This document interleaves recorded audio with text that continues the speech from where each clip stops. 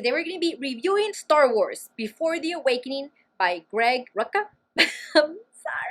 I still like to read the books concerning the movies, like maybe I can get some more insight and stuff, you know, just like curiosity. I want to like really like get a grasp over this trilogy. So be it. If it is through books or comics, like I am very into it because they are fabulous, guys. This book gives us 3 backstories. It's about Finn, about Rey, and Poe. About Freddie. I love it. I love my shirt. Don't lie. You like my shirt. Don't lie. He's a a great leader. Even Captain Phasma says that he is an exemplary cadet and he's on his way to becoming like a really good, ideal stormtrooper. And that coming from Captain Phasma is like, ooh, like a whole lot, guys. We see the side of Finn, the side that he's very good at shooting. He'll like miss 1 out of like 35 shots, which is like amazing. He goes back for his comrades, which is he doesn't have to do, which is something that Captain Phasma and General Hux like seem to be like, that's pretty odd that he actually cares for his people. He's not just like, oh, well, too bad you're the weakest link. He doesn't want to like hurt people just to hurt them or leave them behind. He always has like this motto, like, you're one of us.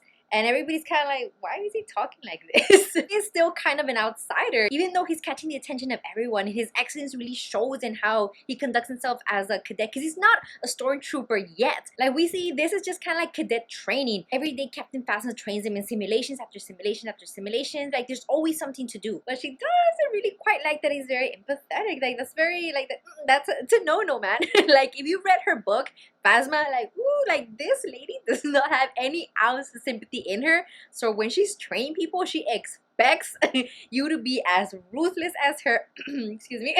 That's another book I'm gonna talk about because that's a really freaking fabulous book, guys.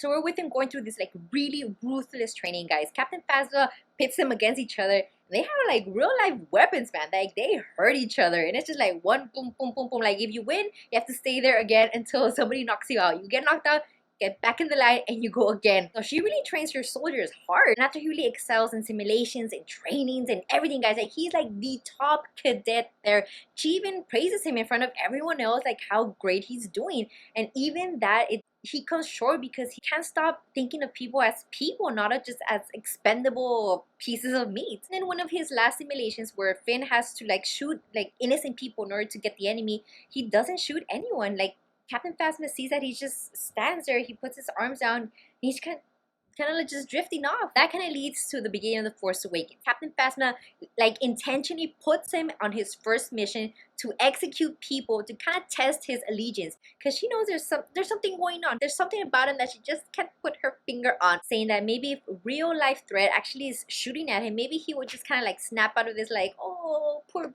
people, that he himself will decide his fate. So woo! And we know how that goes.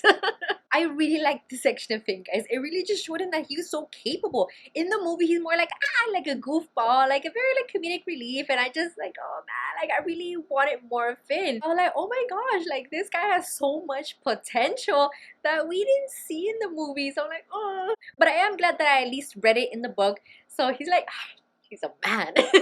He can hold his own. He can actually lead a company of people. He can lead anyone. He has such leadership potential and skills. We didn't get to see it, but just knowing that he has it in him, you know, guys, that makes up for everything. So I like that we learned that seeing him in The Force Awakens, that was his first mission ever. Like I thought he was already like a full-blown like stormtrooper. Like no, he was still like a cadet. He wasn't really anything official. He wasn't, not even ranking. He was like nobody. So it does give us like a little backstory. It shows he has a backbone, he has bravery, he has empathy, he has all the characteristics of like not being a stormtrooper, but being a really great leader. And I totally see like him being at the level of Poe, like being able to lead people, to inspire people, and to really care for them, not just be like, whatever, like I don't care about you guys. I'm very glad we got to see that. And then we see her about the same age, is going about her scavenger duties. This is pretty much what we saw in The Force Awakens, her just being quiet, a little bit alone, keeping to herself, and yeah, going hungry at times, hoping to scavenge something like that's worth actually getting some food. It does say why she is so skilled at being a pilot. It says that in the walker that where she lives, that she managed to find these data chips, and she went through all of them until she found like 3 that actually worked, and thus she knows how to fly because she's always in simulations. And it says that she was really bad, like she really sucked at it. She crashed like every single plane. Like like couple of seconds after takeoff, so she was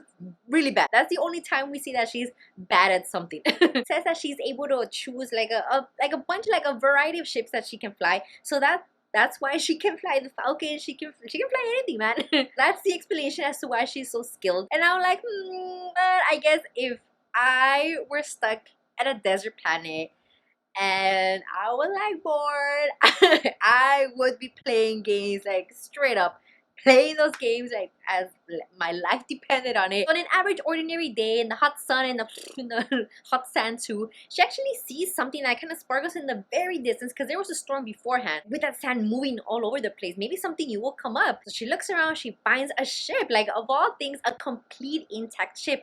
Yeah, like it needed a lot of working on, but she is ready to fix it, so she starts to fix it. And it's never her intention to actually leave the planet, which is so sad. I was like, girl, you how like you're gonna build a awesome freaking rocket ship and you're not gonna leave? That was my thought process. I'm like, when I read that she found a ship and that she was actually fixing it and it had the potential for hyperspace, and like what? And I was like freaking out, like what happened to this ship? Like in the Force Awakens, she's like stranded. Like what happened? Like, I don't know. I had like this huge question and I really needed to be answered.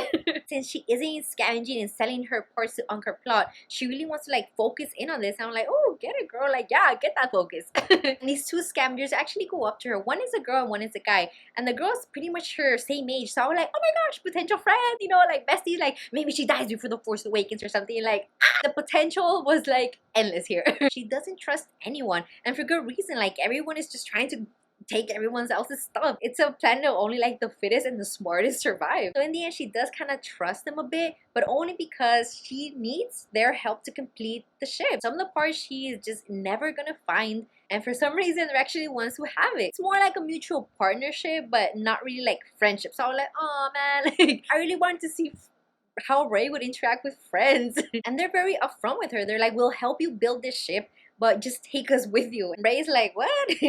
Take you where? Anywhere you're going. We just want to get out of Jakku. Like, take us anywhere. And she's honest with them. She's like, I don't want to go anywhere. I can't leave Jakku. I just want to fix this up, have it be like the best, restore it to like its fantastic 1000% ability, and then sell it. And maybe with that money I can, you know, just rationalize to live longer. So they have this agreement to just help each other and they'll split the spoils. Now this girl does like the majority. Like, yeah, they help her with big parts or parts that are very rare and she just can't find them anywhere. They'll bring those parts to her, but she's actually the one getting her hands dirty. She's the one like connecting parts and like whatever she does. She does like, she rebuilds the ship all by herself. She does kind of get like a little friendlier, a little bit, maybe like letting her guard down just a little bit. They've been working at the ship for like months, guys. Like it says months. Rebuilding the ship is not easy. And it says when she finally gets the ship going, they actually test it out. It does fly and the hyperspace is working. Like, oh my gosh, like I was like, oh my gosh, like how is this gonna tie into the Force Awakens? Like I don't know. So that threw me on a loop. Like, oh shoot, like what's gonna happen? She takes her ship and her like new, like I guess partners, you know, you could say, to Uncle Plot, and it says that she's so happy with her ship, guys. Like she is so proud. Like she hardly feels proud of anything, but she feels so proud of herself for actually rebuilding it. It worked, you know. Like she is she's a handy girl. And while she was on the way to Uncle Plot, she actually like drove in circle around Nima Outpost just so everybody can see that it was her. Like what she did was amazing. Like I said, like she was so proud of herself that she wanted everyone to know what a great rebuilder she was. So, oh, that was a pretty nice moment, guys. Knowing that Rey was like very like, oh, like hyping herself and like, you know, the fruits of your labor, girl. As she tells Uncle Plot like what she's done, and she shows him the ship.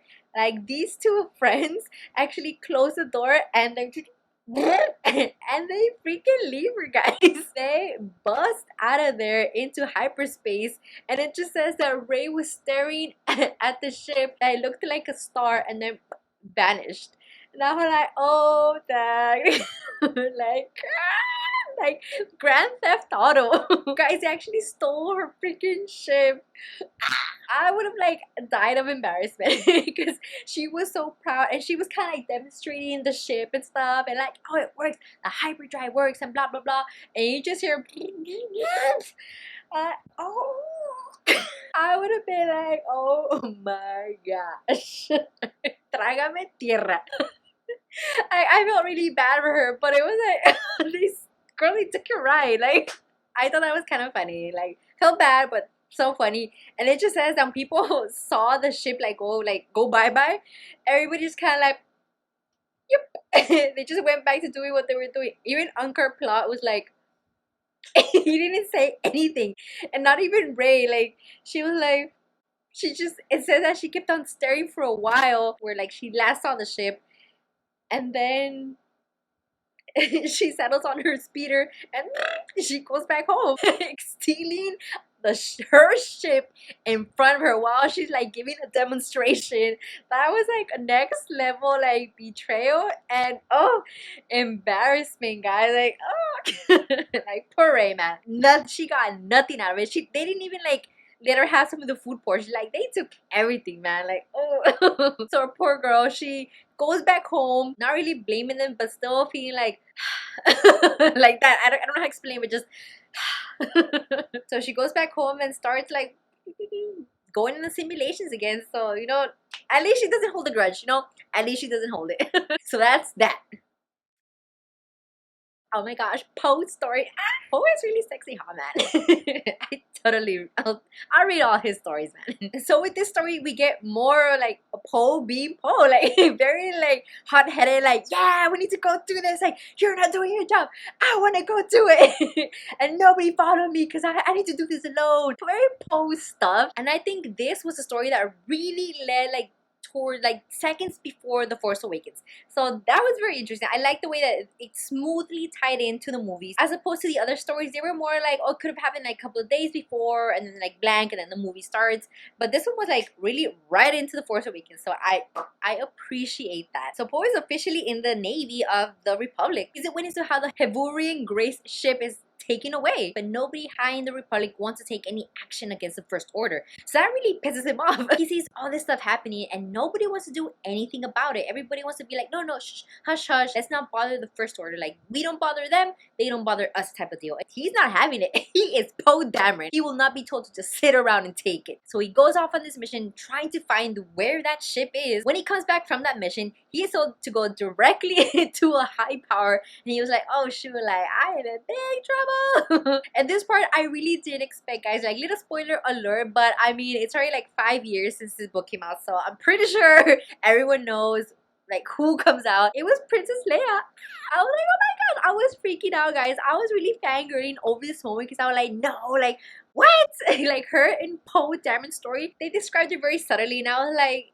oh, I bet this is Leia. But I was like, no, I have my doubts. Like, nah, they're not gonna incorporate her into this type of story. And it was, and I was like, oh my goodness. You see how she recruits him to the rebellion because all the officers kind of want to like shoot him out of the Navy because he's such a troublemaker. But what Leia sees is somebody that's willing to take charge, who's angered about this indifference towards the First Order. She likes his fire. That's nice, guys. We see how they actually got together, how that alliance, how that bond was formed. And it does say that when he sees Leia, like, he has like this warm feeling in his heart that she reminds him of his mother because his mother was a pilot before. And I'm like, what? Poe comes from like a very cool bloodline, guys. Like, his dad was kind of like in the infantry during the Battle of Endor, and his mother was a freaking pilot. And not just like any pilot, like, she was decorated. Everyone knew her. And when he came onto the rebellion, he would always be bumping into these people that knew his parents, and they would always tell him that they were such like great people. Poe felt like he had finally come home. And I was like, oh, my Poe.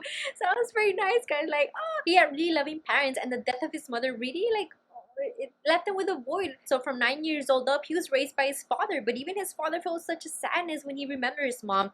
So it was like, to read that he felt a warmness in his heart when he saw Leia, and his just willingness to like serve. I was like, oh my goodness. He had a moment, he had a moment where he loved her like a mother. After Leia's command, he goes off and he does another mission. He hijacks that same ship that was taken from them. He gets the information. He goes back to Leia, and Leia says like, oh shoot, like, this is, I like how they tied it in. This ship had information that even the First Order wanted badly, because, plot twist, they thought they could locate someone who can tell them where to locate Luke Skywalker. Now I was like, oh my god. That was a very good tie-in. And the one person who knew this information was Lord Santeca. I was like, okay, now I know who this guy is. After watching the movie, I really didn't Google him. I was like, who is this guy? Like, now I know why Poe was there in the first place, how Finn got there, why Rey was such a good pilot. Like, everything just kind of comes together, and I really like that this tied into the Force Awakens so good, guys. I was so sad when it ended. I was like, no, like, I want to read more of this. Like, I know Poe's story was very exciting, like, you know, the type of stuff like Poe gets into. So that was